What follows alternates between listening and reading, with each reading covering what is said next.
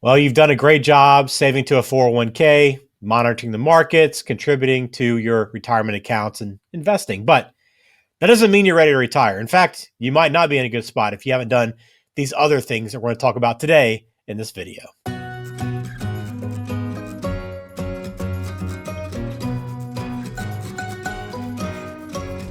Welcome into Dollars with Dennis. I'm Ben George with Dennis Hoare of Faith 401k and Money Management.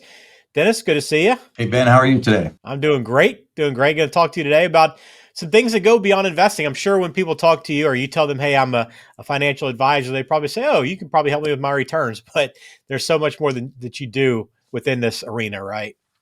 There is a little bit more than just how much money you're making off your investments. Yeah, 100%. so if they're not ready, so lifestyle, looking at our lifestyle, people are planning for retirement, they have the money, but do they really know what they're going to do when they retire? Are they going to go travel? Are they going to camp? Are they going to golf, hunt? Are they just going to sit around and read all the time? I mean, just knowing what you're going to fill your time with, and everybody has a different view of that, so there's no one size fits all because everybody has a different hobby, a different passion, different way to roll into it. So those are the things we want to know about and plan for before they get to that road. Yeah, that's the first non-investment decision, right, that you really have to make that we want to talk about. And how hard is it for you to plan, Dennis, if someone comes to the office and you say, okay, well, what are you going to do in retirement? What's the retirement look like for you? And they say, well, I don't really know. How difficult is it to build a plan when there's so much uncertainty ahead of them? That's tough. That makes it so we actually have some information that we try to coach people through to get some of the things they might do in retirement. The obvious is we're going to travel more, we're going to do, but I hear common theme I hear people say is once they're retired, they might want to do some traveling while they're still healthy. So they might spend more money in that first 4 or 5 years of retirement because they're going and doing things they didn't do while they were working, and they don't want to wait till they're not as healthy and can't do it. So they want to get that. So we will plan for the go-go years, that first 5 years or so of having more money available to do some of the things you want to do. And then as age takes its effect, then there's a whole another problem. We talked about in the last session about Social Security, and it's critical. When are you going to start it? And so it leads back to what are you going to do in retirement? What are your needs? What are your expenses look like when you do these things? So we have tools to help factor in those expenses. We'll factor in new cars every 5 years if that's the goal. Some people want a vacation every year. Some people want to have a bigger vacation every 5 years or every 3 years. And so we can put that into our planning software to make sure that we have enough resources to do that and hit those goals.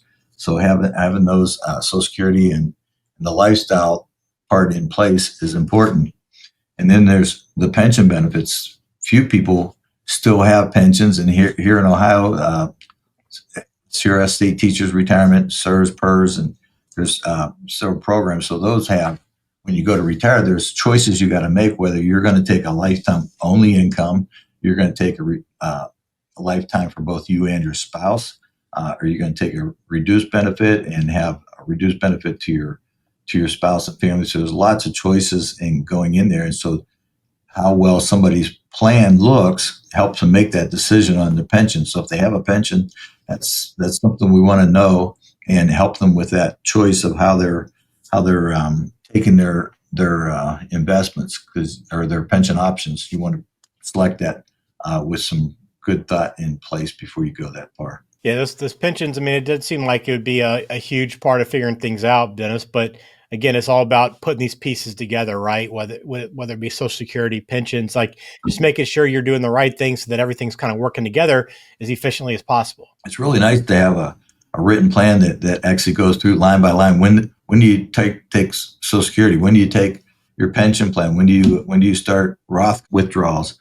Those kind of things, and that's what we want to do in our planning with clients, is to map out what money's coming when, where, and where's it going to for what, and bringing in this. So there's all other expenses in retirement that a lot of times people don't think about it. This last 2 or 3 years has been put a real damp and part into people downsizing. The real estate market has been so crazy, if you will, that the person wants to downsize. They sell their house and to get something smaller that they can manage easier, and the one they go to buy costs as much as the one they just sold that was way bigger. So now they have a smaller home with less stuff, and it costs the same amount. So it didn't help them. So that's a factor that has changed over the last 3 or 4 years, and is an important part of planning.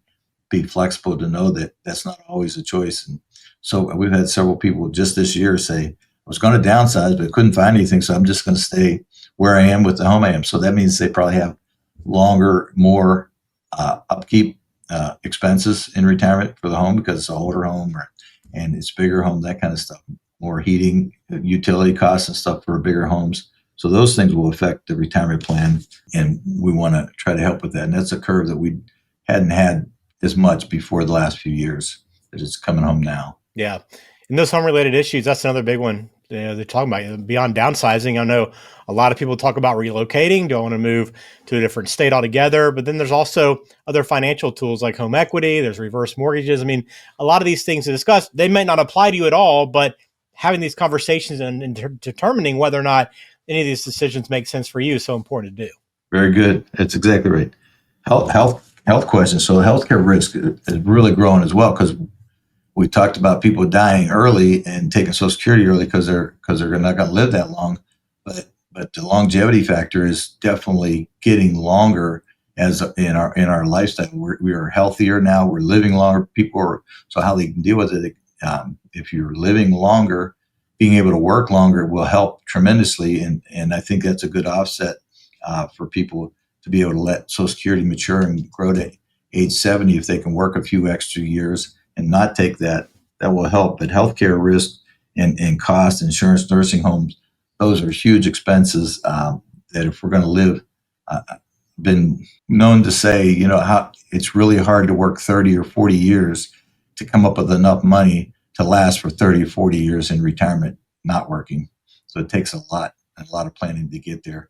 And healthcare, health risks are an important part of that. Nursing homes, nobody wants to start out going to a nursing home, but it's reality. Sometimes you need some help, and you want to be prepared if that does happen. Yes, those health questions, another one of those non-investment decisions you have to start talking through. And then finally, Dennis, there's a couple other gaps to kind of fill in and kind of make sure you've discussed too, right? Estate planning and tax planning, two big ones. Yeah, that's the last step here. So as people grow money, and currently right now, so our tax bills are all being reconsidered and changed around. So we're going through some changes right now with the tax brackets and estate planning. So knowing if that's going to affect you, and I just read an article yesterday how to lock in the estate planning numbers before they change in 2026.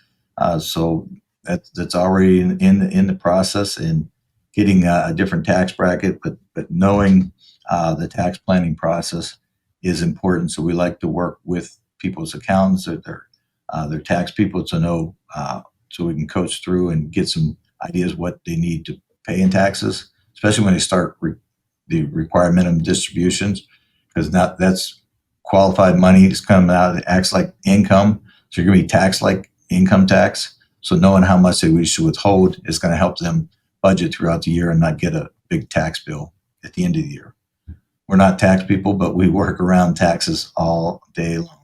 No fun, but it's a necessary evil. And one thing that people need to, at the end, tax planning and estate planning, and we have some good resources to help with that. Yeah, I think when you go through this whole list of things, Dennis, you can see the importance of planning. I mean, we talk about it all the time, but when you look at it, hey, we didn't talk about investing at all, right? That's what everybody thinks is the most important thing in terms of getting ready for retirement. But there's all these different issues and line items that you have to work through to make sure that your retirement is on track. And that's why a one size fits all solution just doesn't work for people. It's not the most successful approach.